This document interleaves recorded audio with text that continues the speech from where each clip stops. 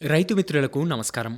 ఈరోజు మనకు వేసవిలో పశుపోషణ తీసుకోవాల్సిన జాగ్రత్తల గురించి తెలియజేయడానికి మనతో పాటు శ్రీ వెంకటేశ్వర పశు వైద్య విశ్వవిద్యాలయం పశుపోషకాహార విభాగం ప్రొఫెసర్ డాక్టర్ బి దేవసేన గారున్నారు. నమస్కారం మేడం. నమస్కారం అండి. మేడం, ముందుగా ఈ పశువుల మేత విషయంలో కాలానుగుణంగా జాగ్రత్తలు తీసుకోవడం ఎంతవరకు అవసరమో మన శ్రోతలకు తెలియజేస్తారా? తప్పకుండానండి. పశువుల పెంపకంలో పశువులకు ఇచ్చేటువంటి ఆహారానికి చాలా ప్రాముఖ్యత అనేది ఉంటుంది. ఎందుకంటే ఏ పశువైనా, అంటే అది ఆవులు కావచ్చు, గేదెలు, ఇంకా గొర్రెలు, మేకలు, ఇలా అన్ని పశువుల విషయంలో కూడా మనము పశువులకు ఇచ్చే మేపు పైననే వాటి యొక్క ఉత్పాదకత, అంటే అది పాలు ఇవ్వడం కావచ్చు, లేదంటే మాంసోత్పత్తి కావచ్చు, ఇంకా ఇతరత్ర ఉత్పత్తులు, గుడ్లు, ఇట్లాంటివన్నీ కూడా ఈ కోవలోకి వస్తాయి అన్నమాట. కాబట్టి ఈ పోషణ అనేది వివిధ కాలాల్లో, అది ఏ కాలమైనా సరే, పశువులకు ఇచ్చేటువంటి మేపులు, వాటి యొక్క లభ్యత అనేది మారే కొద్దీ ఈ పశువులకు ఇచ్చేటువంటి మేపు కూడా మారుతూ వస్తుంది. కాబట్టి రైతు ఈ కాలానుగుణంగా తనకు దొరికేటువంటి ఆహారము ఏదైతే ఉందో అది ఎంతో కొంత ఇద్దాము అనంటే అది కరెక్ట్ కాదు. ఎందుకంటే కాలానుగుణంగా ఆహారంలో మార్పులు చేసినప్పటికీ కూడా పశువుకి పోషణలో అన్నీ అందేటట్లు, అన్ని పోషకాలు అందేటట్లు జాగ్రత్తలు తీసుకుంటేనే ఆ పశువుల ఉత్పత్తి అనేది దెబ్బతినకుండా ఉంటుంది. ఇక ఇతరత్ర కాలాల్లో కొంతవరకు మేత లభ్యత ఉంటుంది కాబట్టి అక్కడ అంత సమస్య అనేది ఉండదు. కాకపోతే వేసవి వచ్చిందంటేనే పశుగ్రాసాల కొరత అనేది చాలా తీవ్రంగా ఉంటుంది. దీనికి ప్రధాన కారణము వర్షాలు లేకపోవడము, అందువలన నీటి కొరత అనేది ఏర్పడము, పశుగ్రాసాల సాగు అనేది ఏమాత్రం కూడా మనకి సాధ్యపడదు. ఇక బయట పచ్చిక బయళ్లలో కావచ్చు, లేదా కొండ ప్రాంతాల్లో ఉండేటువంటి గ్రాసం కూడా ఎండిపోతుంది. కాబట్టి పశువుల యొక్క కనీస అవసరాలకి, అంటే కనీసం కడుపు నింపడానికి కూడా ఈ మేత అనేది దొరకని పరిస్థితి అనేది వేసవిలో మనకు ప్రస్ఫుటంగా కనపడుతుంది. తద్వారా పశువుకి ఏమవుతుందంటే ఈ పోషణ సరిగా దొరకనప్పుడు దాని యొక్క ఉత్పాదకత, లేదంటే ఇంకా ప్రత్యుత్పత్తి కావచ్చు తగ్గిపోవడము, ఇంకా తీవ్రతరమైనప్పుడు దాని యొక్క పశువు యొక్క ఆరోగ్యం కూడా క్షీణించడం కూడా జరుగుతుంది. కాబట్టి పశువుకి మనము అత్యవసర పోషకాలు తగిన రీతిలో అందించడానికి ప్రకృతి వనరులను ఉపయోగించడము, సాంప్రదాయేతర వనరులను పోగు చేసుకోవటము, ఇంకా మేతల యొక్క వినియోగాన్ని పెంచేటువంటి సాంకేతిక విజ్ఞానాన్ని అవలంబించడము, ఆధునిక శాస్త్ర విజ్ఞానాన్ని పెంపొందించుకోవడము, ఇవన్నీ కూడా మన రైతులు చేపట్టాల్సినటువంటి ఆవశ్యకత ఎంతైనా ఉంది. మేడం, మరి ఇందాక మీరు ఈ ప్రకృతి వనరులు అన్నారు. మరి ఈ పశువుల మేతలో ఈ ప్రకృతి వనరులకున్న ప్రాధాన్యత ఏంటి? తప్పకుండానండి. గ్రామాల్లో సాధారణంగా పంట పొలాలు కాకుండా సాగు చేసే భూమి అంటారు కదా, అది కాకుండా ఇక బంజరు భూములని, లేదంటే వ్యర్థంగా, అంటే వ్యవసాయానికి ఉపయోగకరం కానటువంటి భూములు, ఇక కొన్ని సందర్భాల్లో ఎండిపోయిన చెరువులు, కొండ చర్యలు, లేదంటే మన పంట పొలాలకి ఒక గట్లు అంటారు, సరిహద్దు అని అంటారు కదా, కంచెలు వేస్తారు, అట్లాంటివి కూడా, ఇంకా పశువుల పాకల చుట్టూ ఈ ప్రదేశాలన్నిటినీ కూడా వేగంగా పెరిగేటువంటి, నీటి ఎద్దడి తట్టుకోగలిగినటువంటి చెట్ల రకాలను, అంటే ఇవి పశుగ్రాసాన్ని ఇచ్చేటువంటి చెట్లు, అలాంటి వాటిని ఈ స్థలాల్లో పెంచుకున్నట్లయితే మనకి పశుగ్రాసము కొంతవరకు లభ్యత అనేది జరుగుతుంది. అంటే వీటిల్లో ప్రధానంగా మనం చెప్పుకోవాలంటే సుబాబుల్, ఇక రావి, దిరిసెన, అవిసె, గ్లైరిసీడియా, ఇక తుమ్మ, వేప, ఇలాంటి వాటిల్లో ఏవైనా సరే రైతుకు ఏవైతే లభ్యతలో ఉన్నాయో అటువంటి చెట్లని పెంచుకోవాలి. అంతేకాకుండా కొంతవరకు మనకి బహువార్షిక గడ్డి రకాలు అనేటివి ఉంటాయి. అంటే ఇవి ఒక్కసారి మనం నాటినట్టయితే ఇంకా దాన్ని 2వ సంవత్సరం లేదా 3వ సంవత్సరం ఇట్లా 3-4 సంవత్సరాలు వరుసగా దాని నుంచి మనము గడ్డిని పొందడానికి ఆస్కారం ఉంది. అలాంటి గడ్డి రకాలు ఉదాహరణకి స్టైలో, తర్వాత శంకరస్, కోత్రి, ఇటువంటి గడ్డి రకాలను పెంచుకోవడము, లేదంటే ఏకవార్షిక గ్రాసాలు, అంటే ఈ కొండ చర్యలు, లేదంటే చెరువు ప్రాంతాల్లో నాటడానికి ఏకవార్షిక గ్రాసాలు కూడా కొంత అనుకూలం. ఎందుకంటే ఒకసారి ఈ గడ్డిని పెట్టేసి తర్వాత వాటిని తీసి వాడుకోవడానికి అవకాశం ఉంది. ఇలాగా మనకున్న వనరులను బట్టి, మనకున్న పరిస్థితులను బట్టి ఇటువంటి గ్రాసాలు కావచ్చు, లేదంటే చెట్లను కానీ వేయడం ద్వారా వీటిని ఆయా కాలాల్లో కోసి ఎండు మేతలుగా లేదా సైలేజ్గా కూడా మార్చి వేసవిలో లేదంటే ఇతరత్ర ఎప్పుడైనా విపత్కర పరిస్థితులు అంటే కరువు ప్రాంతం అట్లా ఏర్పడినప్పుడు కరువులు వీటిని వాడుకోవడానికి అవకాశం ఉంది. అంతేకాకుండా ఈ చెట్ల ఆకులైతే ఎప్పుడైతే బాగా గుబురుగా వస్తాయో ఆ ఆకులను మనము సేకరించి ఎండపెట్టుకొని పొడి చేసుకొని కూడా మనం నిలువ చేసుకొని మేతలాగా కూడా ఉపయోగించుకోవచ్చు. మేడం, అయితే ఇప్పుడు ఈ ఎండుగడ్డి అంటుంటారు, ఎండు మేత అంటుంటారు, వీటికి మధ్య ఉన్న తేడా ఏంటి? తప్పకుండానండి, ఇది చాలా ముఖ్యమైనటువంటిది. ఈ తేడాను మనము ఖచ్చితంగా తెలుసుకోవాల్సినటువంటి ఆవశ్యకత ఉంది. ఇప్పుడు మనము వరి, జొన్న, సజ్జ, రాగి ఇవన్నీ కూడా మనకి పంటలు. ఇట్లాంటి పంటలు పెట్టినప్పుడు ఆ పైర్లను పండించిన తర్వాత మనం గింజ నూర్చిన తర్వాత మిగిలేటువంటి ఏదైతే అవశేషం ఉందో దాన్ని గడ్డి అంటాం. లేదా కొన్నిసార్లలో ఇది గడ్డి కావచ్చు, చొప్ప కూడా కావచ్చు. వీటిని ఎండుగడ్డి అని అంటాము. అంటే ఇవి పంట మనం పండించిన తర్వాత గింజలను నూర్చిన తర్వాత వచ్చేటువంటి పంటల యొక్క అవశేషం అన్నమాట. ఇవి ఈ ఎండుగడ్డిలో ఏవైతే ఉన్నాయో ఆ ఎండుగడ్డిలో పోషక పదార్థాలు కొంచెం తక్కువగానే ఉంటాయి. అంతేకాకుండా వీటిలో జీర్ణం కానటువంటి పీచు పదార్థం అనేటువంటిది ఎక్కువగా ఉంటుంది. ఇది ఎండుగడ్డికి ఉండేటువంటి లేదా ఎండుగడ్డి అని వేటిని అంటారు అనేది మనకు ఈ అవగాహన కల్పిస్తుంది. ఇక ఎండు మేతల విషయానికి వస్తే మనము కొన్ని రకాలైనటువంటి పైర్లను కేవలం పశుగ్రాసాల కోసం పెంచి అవి ఒక పూత దశకు చేరుకున్న తర్వాత వాటిని కోసి సరైన పద్ధతిలో ఎండబెట్టడం ద్వారా వచ్చినటువంటి గ్రాసాలని మనము ఎండు మేతలు అంటాం.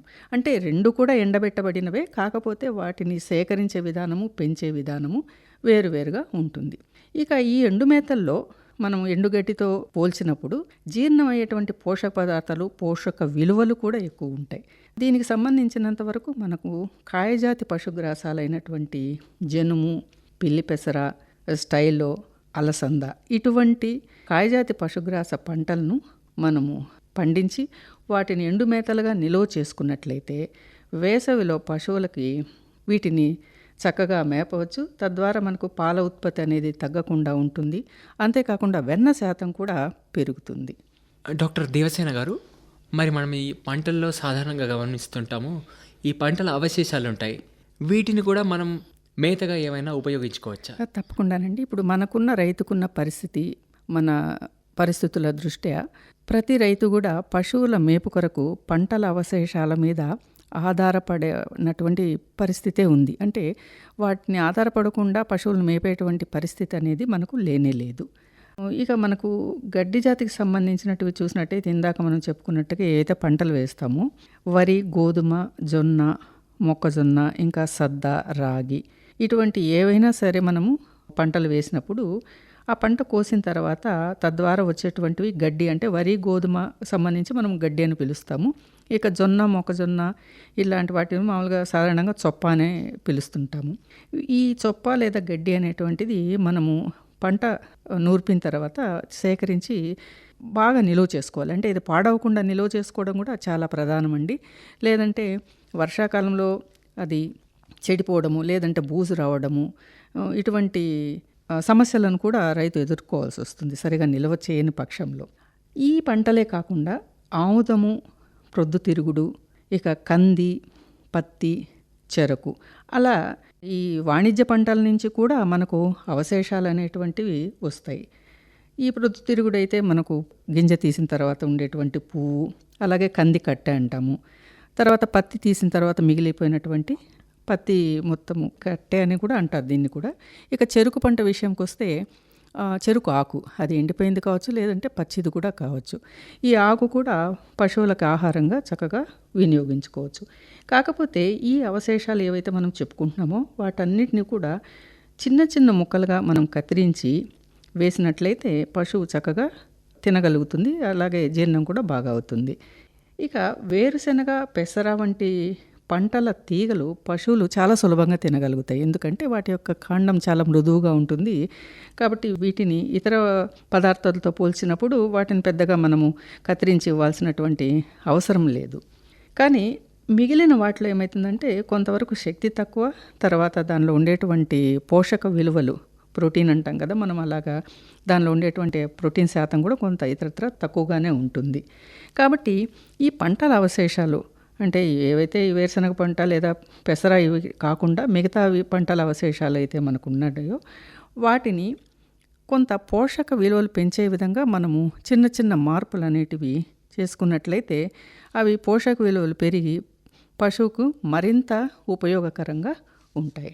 వీటిలో ప్రధానంగా మనం చేయదగింది, సులువుగా చేయగలిగింది ఏంటంటే పంటల అవశేషాలను, అంటే ఈ గడ్డి కానీ చొప్ప కానీ ఇందాక చెప్పుకున్నాం కదా, వాటిని చిన్న చిన్న ముక్కల కింద కత్తిరించిన తర్వాత 1% పంటలకు వేసేటువంటి యూరియానే తీసుకోవచ్చు మనము. అలాగే 10% మొలాసెస్ అంటే చెరుకు మడ్డి అంటారు. దొరికితే చెరుకు మడ్డి అనేది వాడటం శ్రేయస్కరము. లేకపోయినా కూడా కొన్నిసార్లు కొద్దిగా ఈ బెల్లపు నీళ్ళు అనేటువంటివి కూడా కలుపుకోవచ్చు.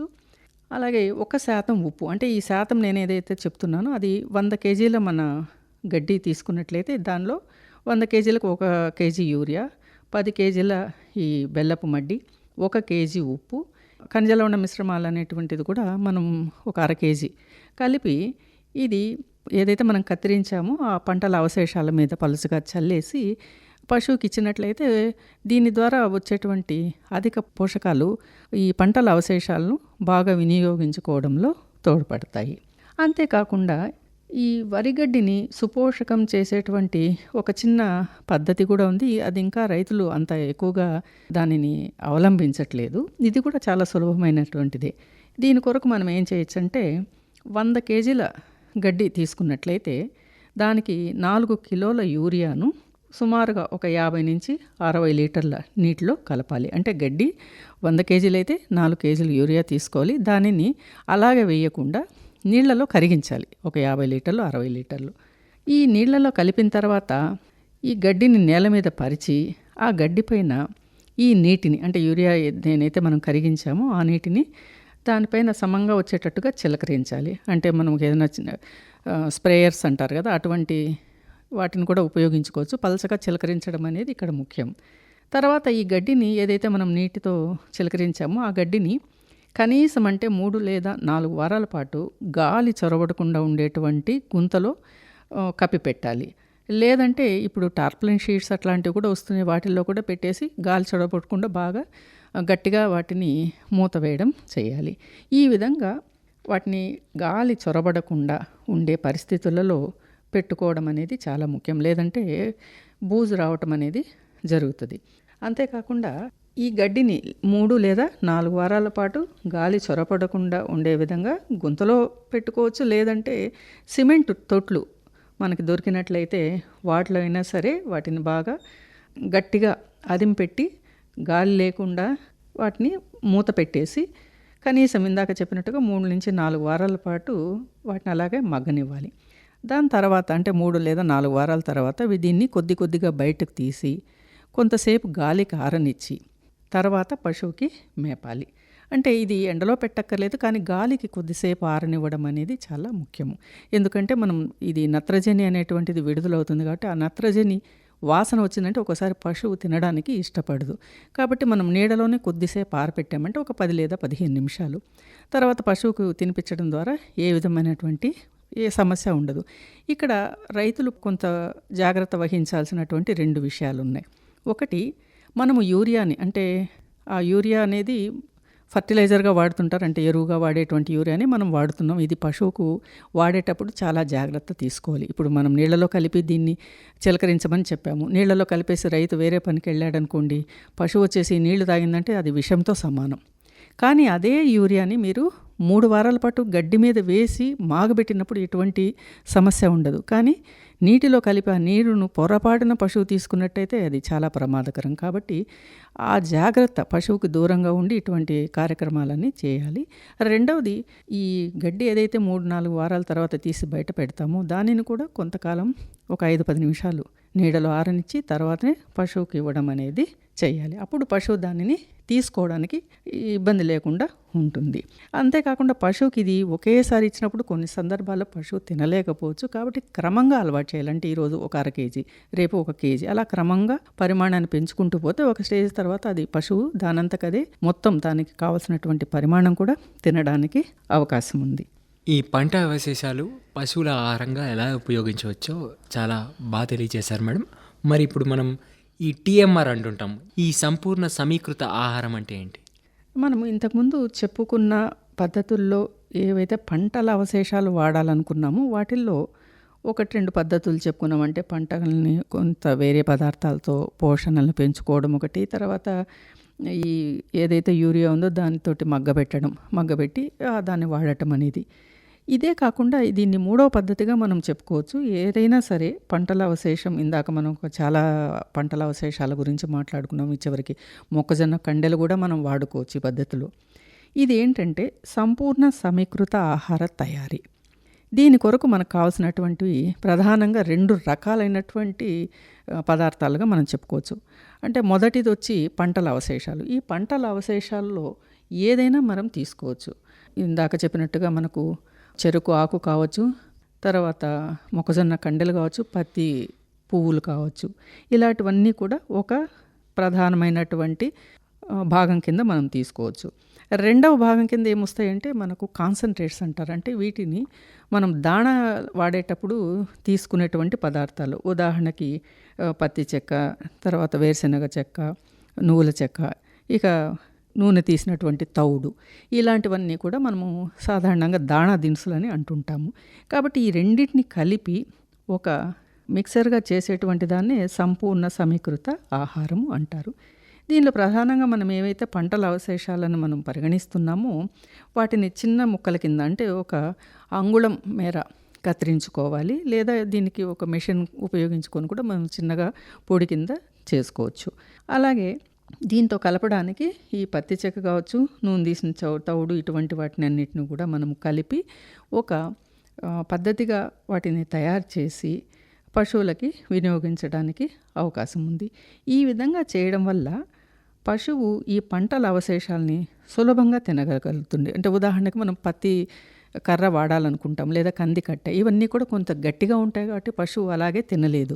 అదే ఈ సంపూర్ణ సమీకృత ఆహారం రూపంలో మనం రూపొందించినప్పుడు పశువు వాటిని చాలా సులభంగా తినగలుగుతుంది. అంతేకాకుండా పశువు తినేటువంటి ఆహార పరిమాణం కూడా కొంత 10-20% పెరుగుతుంది. వృధా అనేది అరికట్టచ్చు. అంటే మనం పశువు వేసినటువంటి ఈ పంటల అవశేషాలు పూర్తిగా తినదు, చాలా వరకు సగం వదిలేస్తూ ఉంటాయి. అలా కాకుండా ఈ రూపంలో పెట్టినప్పుడు ఆ వృధా అనేది కూడా లేకుండా ఉంటుంది. ఇక దీని తయారీలో మనం ప్రధానంగా పంటల అవశేషాలని ఏవైతే చెప్పామో అవి 50-70% వరకు వాడుకోవాలి. దాణా దినుసులు అనేటివి తక్కిన 30 లేదా 40% కలుపుకోవాలి. మనం ఇప్పుడు ఉదాహరణకి ఒక నమూనాని చూద్దాం. ఇది సంపూర్ణ సమీకృత ఆహారం అనే వాటిలో ఒక నమూనా. దీనిలో ఒకటి కత్తిరించినటువంటి లేదా రఫ్గా గ్రైండ్ చేయడం అంటారు, పొడిగా చేసినటువంటి జొన్న చొప్ప. దీన్ని 40 పాళ్ళు తీసుకోవాలి. నలగొట్టినటువంటి జొన్నలు, అంటే జొన్న గింజలు ఇవి కూడా పిండి కింద కొట్టకూడదు, రవ్వలాగా చాలా పలుకులు ఉండేటట్టుగా చేసుకోవాలి. ఇది ఒక 10 పాళ్ళు తీసుకోవాలి. పత్తి చెక్క అనేది 18 పాళ్ళు. ఇక నూనె తీసిన తౌడు 20 పాళ్ళు. బెల్లం మడ్డి లేదా మొలాసెస్ ఇటువంటిది ఒక 10%. ఇక ఖనిజ లవణ మిశ్రమం 1%, ఉప్పు 1%. అంటే ఇది మనం 100కి ఈ నమూనాని చెప్పుకుంటున్నాం. చొప్ప అనేది 40 పాళ్ళు వేసాం, గింజలు 10%, చెక్క 18, నూనె తీసిన తౌడు ఒక 20, బెల్లం మడ్డి లేదా మొలాసెస్ 10, ఖనిజ లవణ మిశ్రమం 1, తర్వాత ఉప్పు 1. ఇది చాలా సులభంగా మనము చేసుకొని దాన్ని కలిపేసి పొడి రూపంలో కూడా పశువుకి అందించినట్టయితే చాలా ఇష్టంగా తింటుంది. మేడం, మరి ఇప్పుడు మనం ఈ పాతర గడ్డి అని వింటుంటాం, సైలేజ్ అని వింటుంటాం, ఇది ఏంటి? ఇది ఎలా తయారు చేసుకోవాలి? ఇది వచ్చి మామూలుగా సైలేజీ లేదా పాతర గడ్డి అనేది మనం పచ్చగడ్డి బాగా ఎక్కువగా దొరికేటువంటి వర్షాకాలంలో విరివిగా దొరికినప్పుడు ఈ గడ్డిని కోసి ఒక గోతిలో గాలి చొరబడకుండా నిలువ చేసినట్టు అయితే ఇది పాతర గడ్డి లేదా మాగుడు గడ్డి అనేది తయారవుతుంది. ఈ పాతర గడ్డి తయారీకి మనకు ప్రధానంగా జొన్న, మొక్కజొన్న, సద్ద ఇటువంటి ఏకవార్షిక పశుగ్రాసాలు కావచ్చు, లేదంటే ఇటీవల కాలంలో మనకు బహువార్షిక గ్రాసాలు కూడా చాలా వరకు రైతులకు దొరుకుతున్నాయి. ఇది హైబ్రిడ్ నేపియర్ కావచ్చు, కో1 లేదా కో2, కో3, ఇప్పుడు కో6 కూడా మనకు దొరుకుతుంది. ఇలాంటి బహువార్షికాలు అనేటువంటి, లేదంటే ఇంకా ఇతర నేపియర్ వెరైటీలు ఇంకా కూడా ఇప్పుడు రెడ్ నేపియర్ అని, ఆఫ్రికన్ టాల్ అని ఇలాంటివి చాలానే లభిస్తున్నాయి. వీటిని 1 లేదా 2 అంగుళాల పొడవుగా ముక్కలుగా కత్తిరించి గుంతలో వేసి బాగా తొక్కి గాలి అనేది లేకుండా చేసి ఈ గుంతను తర్వాత టార్పాలిన్ షీట్స్తో కానీ వీటితో కప్పేయాలి. ఇలా కప్పిన తర్వాత కనీసం 3 వారాల తర్వాత నుంచి కూడా మనం తీసి వాడుకోవచ్చు. కానీ ప్రత్యేకించి మనము ఈ సైలేజీని ఈ విధంగా నిలవబెట్టుకుంటే పచ్చగడ్డి దొరకనటువంటి ఈ వేసవి కాలంలో లేదా ఇతర కరువు సమయాల్లో కూడా పశువులకి ఈ పాతరగడ్డిని మేపడానికి అవకాశం ఉంది. అంటే చాలామంది రైతులకు డౌట్ రావచ్చు, వర్షాకాలంలో మరి మనం దాస్తున్నాం కదా, ఇప్పటి వరకు ఉంటుందని. సైలేజీ లేదా ఈ పాతరగడ్డిని మనం ఒక్కసారి మూత వేసిన తర్వాత గాలి చొరబడకుండా ఉన్న పరిస్థితిలో ఉంటే అది కొన్ని సంవత్సరాల పాటు కూడా అలాగే ఉంటుంది. కానీ ఎప్పుడైతే మనం గుంత అది తీస్తామో, తీసిన తర్వాత వారం లోపలే మనం వాడుకోవాలి, లేకపోతే అది చెడిపోయేటువంటి అవకాశం ఉంది. కాబట్టి రైతులకు ఎవరికైతే పచ్చగడ్డి బాగా విరువుగా దొరుకుతుందో అప్పుడు ఈ గడ్డిని పాతరగడ్డిగా మార్చుకొని దానిని నిల్వ చేసుకొని వేసవి కాలంలో పశువులకి మేపడానికి అవకాశంగా మనము మార్చుకోవచ్చు. అంటే ఇప్పుడు చేసేటప్పుడు కూడా ఒక అవగాహన ప్రకారం మనం చేసుకోవచ్చు. ఎంత గుంత తీయాలి ఇటువంటివి కూడా కొందరికి కొంత డౌటు అనేది వస్తూ ఉంటుంది. దీన్ని ఏం చేయొచ్చు అంటే మనకు ఒక అందాజు పెట్టుకోవాలి. అంటే రైతులు ఒక అవగాహనతో, అంటే మనము ఎంత గడ్డిని తీసుకుంటే మనకి ఎంత గుంత కావాలి అనేది ఆలోచించినట్లయితే ఒక ఘనపు అడుగులో సైలేజీ కనీసం 15 కిలోలు లేదా 16 కిలోల వరకు సైలేజ్ అనేది మనము నిల్వ చేయగలుగుతాం. కాబట్టి ఈ లెక్క ప్రకారము కనీసంగా మనం ఒక 15 టన్నుల సైలేజ్ తయారు చేయాలి అంటే 1000 ఘనపు అడుగుల పాత్ర అనేది మనము తయారు చేసుకోవాలి. అంటే 1000 ఘనపు అడుగుల పాత్ర మనకు కావాలి అంటే 8 అడుగుల వెడల్పు, 5 అడుగుల లోతు, 25 అడుగుల పొడవు ఇట్లాంటి గుంటను మనం ఏర్పాటు చేసుకోవచ్చు. లేదు అంటే ఇది కొలతల్లో సగం సగం తీసుకున్నట్టయితే 2 గుంతలు మనకు వస్తాయి. అలా మనకు దొరికేటువంటి గడ్డి ప్రమాణం వల్ల, తర్వాత మనకు ఉండేటువంటి నేల స్వభావాన్ని బట్టి, ఎంత అవైలబిలిటీలో ఉందని దాన్ని బట్టి ఈ సైలేజ్ గుంటలను మనము నిర్మించుకోవచ్చు. అంటే దీనిలో పెద్దగా నిర్మాణం అనేది ఏం అవసరం కూడా లేదు. గుంతతో వేసి మనం ఒక టార్పాలిన్ షీట్ లాంటిది కప్పేసుకొని లోపల ఏదైతే మనకు మట్టి ఉందో ఆ మట్టితో మనకు ఈ గడ్డి అనేది తగలకుండా మధ్యలో ఒక టార్పాలిన్ లేదా ప్లాస్టిక్ షీట్ అనేటువంటిది కప్పేసి దానిలో ఈ సైలేజ్ అనేది తయారు చేసుకోవచ్చు. పైన మూతగా కూడా తిరిగి మళ్ళీ ఇదే టార్పాలిన్ షీట్ కానీ ఆ పాలిథిన్ షీట్ కానీ దాన్ని కప్పడానికి ఉపయోగించవచ్చు. కాబట్టి ప్రధానంగా మనం గాలి లోపలికి చొరబడకూడదు కాబట్టి పైన కప్పిన తర్వాత కొంత మేత, ఎండు మేతతో కప్పి మళ్ళీ దాని మీద కొద్దిగా బరువుగా ఉండేటువంటి పెద్ద రాళ్లను ఇటువంటి వాటిని ఉపయోగించి ఆ సైలేజ్ని ఖచ్చితంగా మూత వేసామంటే ఎన్ని సంవత్సరాలైనా కూడా అది నిల్వ ఉంటుంది. కానీ ఎండాకాలంలో మనం తీసుకొని వాడుకోవడానికి కూడా అవకాశం అనేది ఉంది. మేడం, మరి ఇప్పుడు మనం ఈ సాంప్రదాయేతర వనరులు కూడా ఉంటాయి కదా, ఈ సాంప్రదాయేతర వనరులు అంటే ఏంటి, వీటి వల్ల ఎటువంటి ఉపయోగం కలుగుతుంది? అంటే సాంప్రదాయేతర పదార్థాలు అంటే సాధారణంగా మనం ఏంటంటే మనము పశువులకు ఏదైతే క్రమంగా ఇస్తుంటామో ప్రతిరోజు, లేదా మనం అలవాటుకి ఇచ్చే వాటిని మామూలుగా సాంప్రదాయ వనరులు అంటాం. సాంప్రదాయేతర అంటే మనకు కొత్తగా ఉండేటువంటి లేదా అంత ఎక్కువగా వాడుకలో లేనటువంటి వాటిని సాంప్రదాయేతర వనరులు అనేది మనము చెప్తుంటామంటే అవి కొత్త వెరైటీ అనేది కాదు, అది కొత్త రకాలని కూడా కాదు. ఉదాహరణ చెప్పాలంటే కొన్ని ప్రాంతాల్లో కొన్ని పంటలు అనేటివి విరివిగా ఉంటాయి. ఉదాహరణకి చిలగడదుంప ఆకులు. చిలగడదుంప పెంచేటువంటి ప్రాంతాల్లో ఆ చిలగడదుంప తీసిన తర్వాత మిగిలేటువంటి ఆకుల్ని మనము పశువులకి మేతగా ఉపయోగించుకోవచ్చు. అలాగే అరటి ఆకులు, అరటి కాండము, అరటి పంట పెట్టిన ప్రాంతాల్లో ఇది విరివిగా వస్తుంది.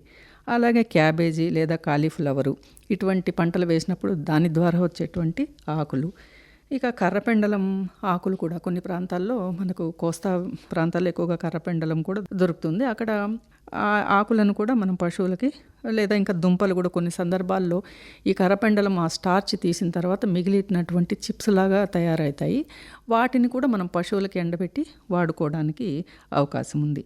ఇక ఇతర పదార్థాలను గురించి చెప్పాలంటే మనకి కూరగాయల మార్కెట్లో దొరికేటువంటి కాయగూరల వ్యర్థాలు కావచ్చు, అలాగే పళ్ళ వ్యర్థాలు, ఇక ఫ్రూట్ క్యానింగ్ ఇండస్ట్రీస్ అనేటివి మన చిత్తూరులో కూడా ఎక్కువగానే ఉంటాయి. అంటే మామిడికాయల సీజన్లో అలాంటివి వచ్చినప్పుడు ఈ ఫ్రూట్ క్యానింగ్ పరిశ్రమ ద్వారా వచ్చేటువంటి రకరకాలైనటువంటి పళ్ళ గుజ్జులు, అంటే పళ్ళ గుజ్జు తీసిన తర్వాత వచ్చేటువంటి వ్యర్థాలు అంటారు, వాటిని కూడా మనం వాడుకోవడానికి ఆస్కారం ఉంది. అలాగే ఇంకా చెప్పాలంటే చక్కెర ఫ్యాక్టరీ నుంచి వచ్చేటువంటి చెరకు పిప్పి, దీన్ని కూడా మనము పశువులకి వాడుకోవడానికి అవకాశం ఉంది. ఇక సముద్ర తీర ప్రాంతాల్లో ఉండే వాళ్ళకి చూడాలంటే సముద్రపు కలుపు మొక్కలు అనేటివి కూడా చాలా ఉంటాయి. అలాగే అడవికి దగ్గరగా ఉండే వాళ్ళకి అడవిలో ఉన్నటువంటి ఆకులు, రావి, వెదురు, తుమ్మ, మామిడి, మర్రి ఇటువంటి ఏవైనా సరే కూడా మనము సేకరించి పశువులకి మేతగా, ఎప్పుడైతే ఈ వేసవి కాలంలో పశుగ్రాసానికి తీవ్రంగా కొరత ఉంటుందో అప్పుడు వాడుకోవడానికి అవకాశం ఉంది. మేడం, మరి చివరగా రైతులు ఈ మేత నిల్వ విషయంలో ప్రత్యేకంగా ఎటువంటి జాగ్రత్తలు తీసుకోవాలంటారు? రైతులు ఎప్పుడైతే మన పశువుల్ని తీసుకొచ్చి పెంచుతున్నారో వాటి ఆహార విషయంలో ఒక ప్రణాళిక అనేది వేసుకోవాల్సినటువంటి అవసరం ఉంది. ఎందుకంటే వర్షాకాలంలో మనకు గడ్డి అనేది లభ్యత ఉంటుంది కాబట్టి అప్పుడు పెద్దగా ఆలోచించక్కర్లేదు. కానీ వేసవి కోసం అనేది మనం ప్రత్యామ్నాయ వనరులు ఏమున్నాయి అనేటువంటిది, వాటిని ఏ విధంగా జాగ్రత్త చేసుకోవాలి అనేటువంటిది తప్పనిసరిగా ఒక ప్రణాళిక అనేది వాళ్ళు ఆలోచించి పెట్టుకోవాలి. ఉదాహరణకి గడ్డి ఎక్కువగా దొరికినప్పుడు వాటిని సైలేజ్ కింద లేదా మాగుడు గడ్డి కింద మార్చుకోవచ్చు, లేదంటే ఎండుమేతల కింద కూడా మనం మార్చి పెట్టుకోవచ్చు. అలాగే పంటల అవశేషాలు వచ్చినప్పుడు వాటిని మనము టీఎంఆర్ అనండి, లేదంటే సంపూర్ణ సమీకృత ఆహారము అనేటువంటి పదార్థంగా కూడా మార్చి పెట్టుకోవచ్చు. ఇది నిలువుగా కూడా పెట్టుకోవచ్చు. అదేవిధంగా చెట్ల ఆకులు కూడా మనం సేకరించి, చెట్ల ఆకులు ఎక్కువ పరిమాణంలో ఉంటాయి కాబట్టి వాటిని నిలువ అనేది కష్టం కాబట్టి వాటిని పొడి రూపంలో మనం చేసినట్లయితే తక్కువ స్థలాన్ని ఆక్రమిస్తాయి కాబట్టి వీటిని అలాగ కూడా సేకరించి పెట్టుకొని మనం ఎప్పుడైతే అవసరం ఉందో, లేదంటే మనకి ఎప్పుడైతే పంటల కొరత లేదా వేసవిలో ఎక్కువ కొరత ఉంది, గ్రాసాలను మనం పెంచలేటువంటి పరిస్థితి, అప్పుడు పశువు యొక్క ఉత్పాదకత ఈ వేసవిలో కూడా దెబ్బతినకుండా ఉండాలంటే తప్పనిసరిగా ఈ పంటల అవశేషాలు కావచ్చు, లేదంటే ఇతరత్ర మనం సేకరించినటువంటి ఏదైనా పదార్థాలు కావచ్చు, పశువు యొక్క పోషణ దెబ్బతినకుండా అన్ని పోషకాలు ఉండే విధంగా మనము జాగ్రత్త తీసుకొని అన్ని పదార్థాలని ఆయా కాలాల్లో వచ్చేటట్టు, ఇంకా సాంప్రదాయేతర పదార్థాలను వీటిల్లో అన్నిటిని కూడా కలిపి పెట్టినట్లయితే పశువు ఉత్పాదకత దెబ్బతినకపోవడమే కాకుండా, అంటే ఉత్పాదకతను మనం అలాగే మెయింటైన్ చేయొచ్చు. అంటే పాల యొక్క ఉత్పత్తి, తర్వాత పాలలో వెన్న శాతం తగ్గకుండా కూడా మనం కాపాడుకోవచ్చు. అలాగే పశువుకి ఏ విధమైనటువంటి జబ్బులు రాకుండా కూడా మనము నివారించుకోవచ్చు. తద్వారా రైతు పాడి పరిశ్రమ లేదంటే ఏదైనా పశు పోషణ ఏదైనా సరే లాభదాయకంగా ఉండి ఉత్పాదకత ఎక్కువగా ఉండి లాభాల బాటలో నడవగలదని మనము ఘంటాపదంగా చెప్పచ్చు. ధన్యవాదాలు మేడం. మన ఆకాశవాణి తిరుపతి కేంద్రానికి వచ్చి వేసవిలో పశుపోషణ తీసుకోవాల్సిన జాగ్రత్తల గురించి మన రైతు మిత్రులందరికీ చాలా చక్కని అవగాహన కల్పించారు. నమస్కారం అండి. నమస్కారం అండి.